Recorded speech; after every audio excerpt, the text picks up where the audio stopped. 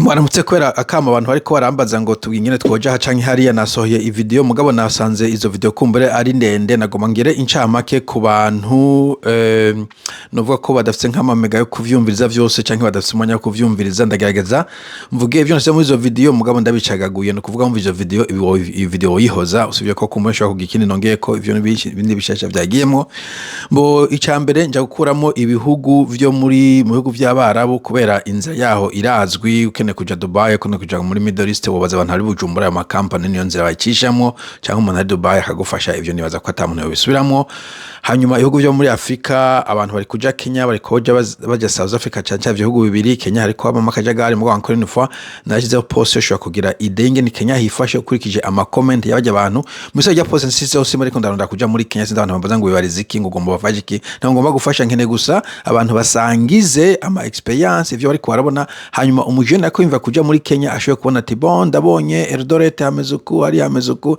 ibintu nk'ivyo agire idée générale aronke umumva ngo akarere amenye ingene karere kifashe okay sema no muri South Africa inkuzo muri South Africa ndazizi cyane gose ko South Africa narabaye imyaka 9 ndafise inshuti n'abagenzi donc ndahazi neza cyane mugabo imbashaka nimwe ndabishiye kugira ngo muhanahana makuru abantu bamenye ati KwaZulu Natal haragoye Pretoria na Johannesburg uganije na Cape Town ni juste pour cela alors ivyo ngo ndabivandamo cyo kimwe n'ibihugu byose cyo muri Afrika hanyuma usibye ko inumvize ngo igihugu cyo mu Buganda harimo ubashaka kukwakira bakagwa ivyangombwa nibiki umuntu aje kugitohoza naco ntaco ndavuga ko je hanini ndiko ndatera ntumbera kuri vya bihugu bishaka kuguha residence permanente niyo ndiko ndaja mu bisanzwe vers la fin so rero ingene abarundi benshi bagiye hanze abantu bundi bitwa diaspora n'inzira novuga zibiri zikomakomeye inzira imwe niyo kwideklara inzira ni ya reinstallation y'impunzi gubijya bintu byo kujana impunzi kwideklara hashohara abantu bagenda bidekraye bagiye mu zindi nzira bagiye kuri mission bagiye ku mashure hagiye bagaca bideklara ibintu nk'ivyo hariko kumbe n'inzira ya gatatu atari benshi cyane bagiye bagaca barondera akazi bagakora bakaronkera permis de travail bagakomeza gatinda bakaba muri ico gihugu nanyo nirahari mugabo amajoti naza ko abantu bideklara nk'impunzi canke bagiye nka reinstallation nayo ndavuga ko cyane nta formule ifise HCR iradesida tunomo hazojana abantu muri kino gihugu habamamo competition abantu bagiye muri mu 2000 komsa bavuye muri za Tanzania bagize imana yabaye nka roto mu bisanzwe historique bijya bintu mu baro ntaho vyaye bwakaboneke kandi ntaho kiteko bizosubira kuboneka naco nyene ndaco ndakivuga ko ni roto hari abantu n'abarundi muherutse kumva abana bikoreye ubu ariko bakora abazahirwa cyane bo kwideklara navyo nyene ubu vyabaye ndanse maze kuvuga n'abantu bari muri Europe haba muri za Sweden Swiss Netherlands Germany ububirigi n'ahandi kwideklara biragoye harakozwe n'ikiganiro kirekire cyane kuri Focode nanyine bavuga ko abarundi bari kubashaka kubasubiza inyuma ico nacyo nakivuga ko kubera ubu kisikaye kigoye kandi vyongeye yuko giharugwa kwa nk'inzira novuga illegitime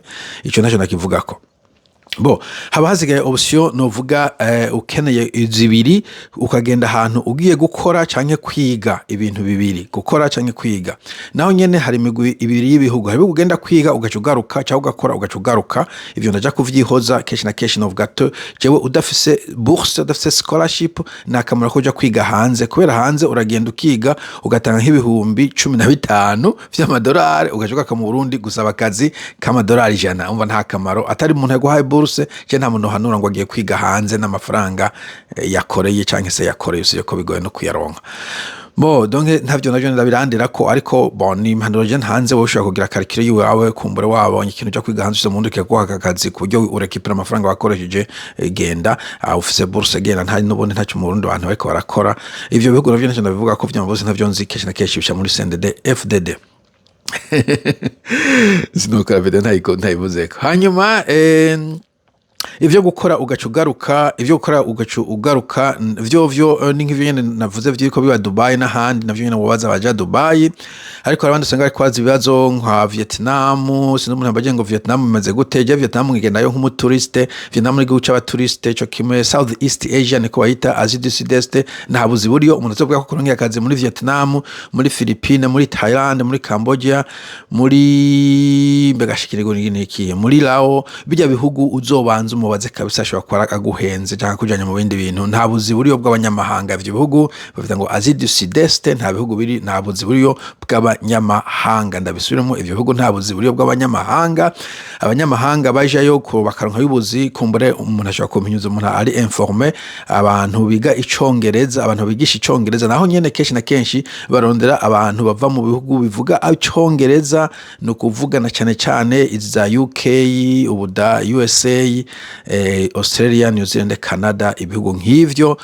Kumbura umuzungu uvuga icongereza neza ashaka kugutorera kuko barakunda ibintu byabo, bibaza kwazungu no baza ubwenge, ariko umwirabura ukava mu gihugu atavuga icongereza nibaza ko atama chance menshi ahari. Kumbure uva muri Uganda, Kenya, South Africa urashobora kumanisha, murambona abantu bo muri ivyo bihugu bariyo za Ghana, za Nigeria, kubera biza ko bihugu bikoresha icongereza, mugabo ntageneza ko amachance ari makeya, ariko uri mu Burundi amachance aza ko ari presque zero, nire yuko uja uworonka aho ugisha icongereza n'ubwo bukizi muri ivyo bihugu. Ariko javuga ko nta kandi kazi kariyo umuntu azokujana azoshaka ku exploiter, be careful. Hanyuma hasigaye ibihugu vya Asia bikize, no kuvuga Chine, Corée du Sud na Japon. Ivyo kumbure muri Chine ndabona abirabura bari nka za Guangzhou, ariko kandi bacuruza utuntu tumomombo.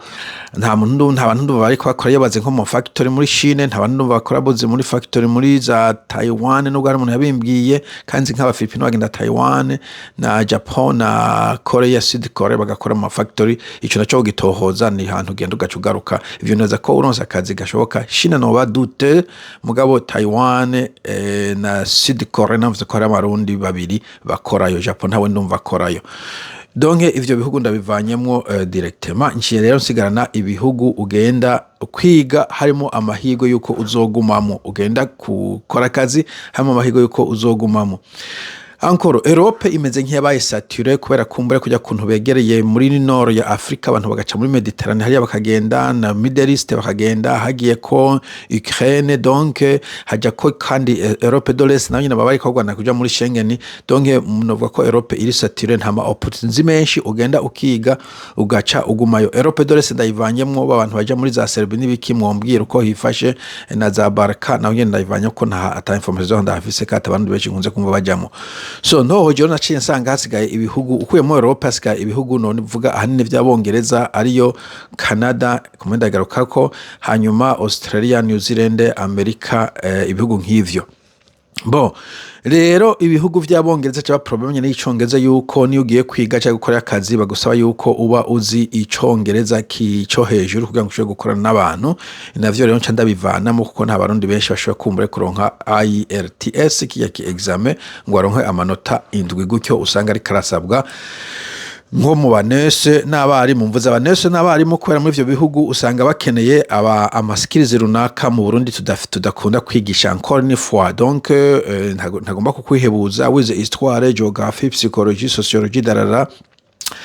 Ivyo bintu usanga hanze batabikeneye kubera bafite abantu bizi nk'ivyo kandi n'ibihugu bari muri production, muri industrie, ntabwo baba bari mu majambo avuga ma discours. Donc usanga bari kwarondera abantu bize ibintu bifise akamaro pratique. Muri ivyo harimo ivyo mu buganga, mu magara y'abantu, na cyane cyane umunurse canke infirmière. Abo bantu usanga mu vy'ukuri bariko barabarondera encore une fois mu bihugu vy'abongereza kubera bavuga icongereza. Usanga kenshi na kenshi bahitamo ibihugu bigisha mu congereza, notamment Philippines, Ubuhindi, n'ibihugu byo muri Afrika za Nigeria, za Uganda, za Kenya, bavuga za South Africa, Zimbabwe, Zambia bakoresha ivyongereza. Urashaka kuronka amahigwe uri mu infirmière yuko uba umu infirmière muri UK. Nibaza ko Zimbabwe benshi bakora muri system ya UK no mu bindi bihugu bavuga icongereza. Donc nka twebwe dukoresha igifaransa ucu usanga ironse amahigwe. Abandi usanga ko barondera na ba mécanicien, aba trades people, abantu b'ama trades, abantu bakora imyuga.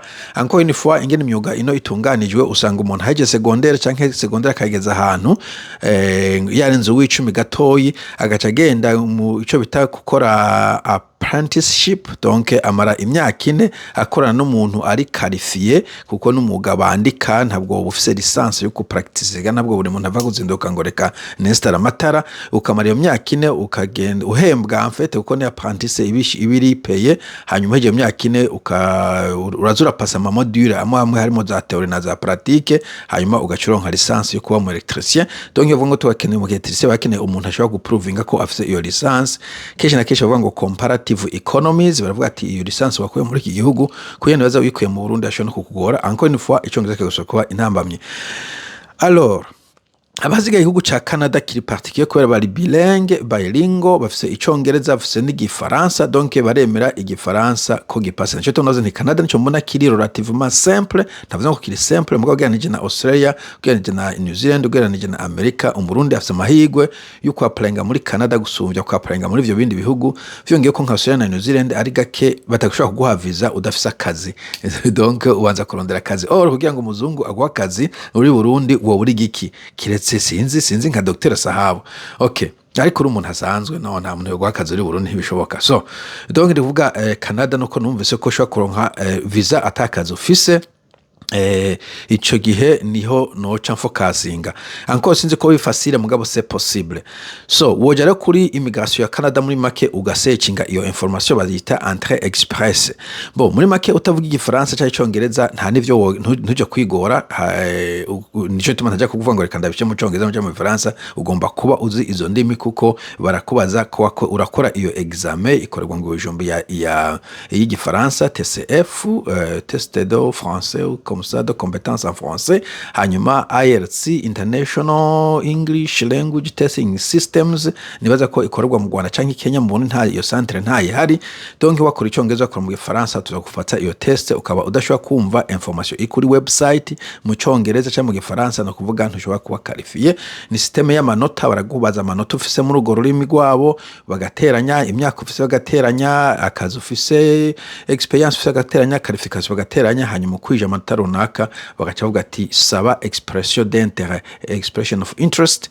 Basanze ukwija amanota runaka bakakwemvita to apply.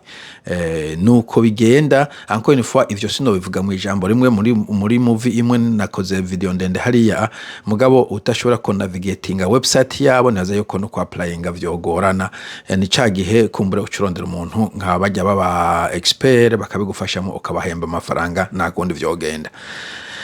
Bon, tukiri kukibazo c'amafaranga nyene, ivyo bintu vyose bisaba amafaranga menshi. D'abord hamwe amafaranga yo gukora ivyo bibazo nk'akaroro nuvuze ko Bujumbura gishobora kuba ari hafi umuriyoni, kuko ico kibazo ca TCF c'igifaransa ushizemo timwe training baguha, kandi nuvuze ko uyisimvye ushobora gusanga bikugoye, usanga justement ari nk'umuriyoni w'amarundi yumva ni igifaransa. Hanyuma hariho application fees basaba yo kugira application ni 1,600 presque y'ama Canadian dollars ku muntu akuze, ku mwana 300 270. Donc uri umugore n'umugabo harimo 1,600 gushaka 1,600 musabana babiri hamandi 600 hafi 5,800. Hanyuma ugashiramo sinzi ibindi bintu bakora ngo baje mu Rwanda nyamba ari fingerprint canke bakaja muri Kenya. Anko niva kwera Burundi ari igihugu capfuye ntushaka kubikora mu Burundi, donc ne kuja muri Canada muri iyo nzira utazakwa prepare kuzosoka Burundi gukora ivyo bya fingerprint navyumva ko bisaba amafaranga. Hanyuma bien sûr amafaranga ya transport azo gushika nayo indege mu gihe baba bakwemereye etc. Donc bisaba amafaranga nonetheless, bisaba amafaranga ariko gikomeye bisaba n'ama skills. Canada bari kubaronda nyene abo bantu navuze bakora muri healthcare, bakora muri bama trades, ibintu nk'ivyo ntabwo bari kubarondera abantu bize za histoire za geography na za ndagutakiye. Bo nuko muri make nivyo nashyize muri iyo video. Encore une fois igihe cyose ukeneye kuja mu gihugu kurondera information, please ja kuri Google. Bijya vyo kumbaza ngo Vietnam viziva hehe, ishira muri Google inzira kiboneka uko nyene. Urumva ane aho hacaza vya bindi bamuzavuga ngo ifaransa ngifata songa icongereza ntigifatiswa. Oh well washimye kuguma usirigita ku Kirundi nta kundi nyene genda Dubai. Abibu come to Dubai. Okay, so guys, mugire umunsi mwiza.